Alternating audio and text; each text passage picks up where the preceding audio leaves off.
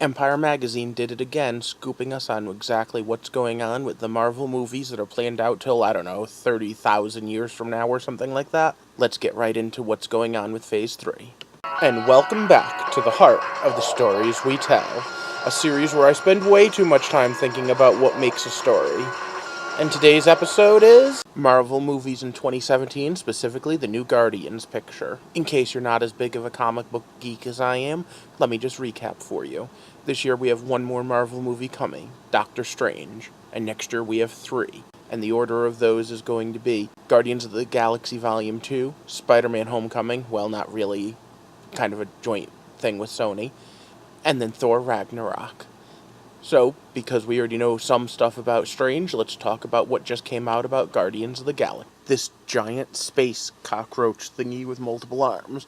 It looks kind of like a Brood to me, but I don't think it can be a Brood because Brood are X-Men properties and X-Men go to Fox. But maybe they made some sort of deal. Any way you look at it, it might just be a giant space monster. That's not the important part. The important part is who you see in the picture. We see Gamora, we see Baby Groot, we see Drax, we see Rocket, and we see Star-Lord. We don't see any of the new Guardians in there. Yondu isn't even in it. So unfortunately, I don't think it's much of a spoiler. I'm betting that this is a preliminary sketch, a base idea of something for them to fight early on, maybe even before the main story starts, and not a main villain. I was hoping that there would be something in the Empire Magazine closer to a shot of what Ego's going to look like, or maybe even what some of the other new characters are going to look like.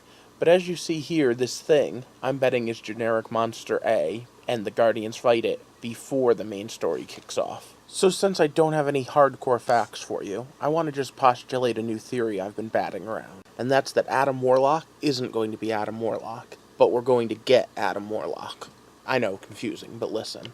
But stop. Spoiler time, because Infinite Gauntlet, the comic book, had an ending that involved Warlock, so if you don't want to know how the comic book ended on the off chance the movie script might, pause now. Thanos is defeated by Adam Warlock when he slips into the Soul Gem and takes control of the entire Infinity Gauntlet away from all of them, and combines it in his own control. Is the MCU setting up for a female Adam Warlock, specifically by giving us his counterpart instead of before him?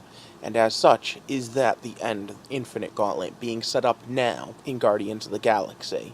Originally known as Paragon, later known as Kismet, the second attempt by the Enclave to artificially create a super powerful being in their citadel of science was this character. And Adam Warlock was the first, so it's literally just the exact same origin, the way Supergirl is just the same origin as Superman. However, here's the important part. Aisha is scheduled to appear in Guardians of the Galaxy Volume 2, portrayed by Elizabeth Debicki. And as of right now, we don't have an Adam Warlock. Could she be being set up to be the Adam Warlock of the story? Well, I guess only time will tell. Speaking of which, does anyone know where the time gem is? Thank you for watching, and please subscribe to get more of my insane thoughts about movies, comic books, and TV shows. In the meantime, I am trying to get as many likes and subscribes as I can, so please share this with your friends as well. And have a good night.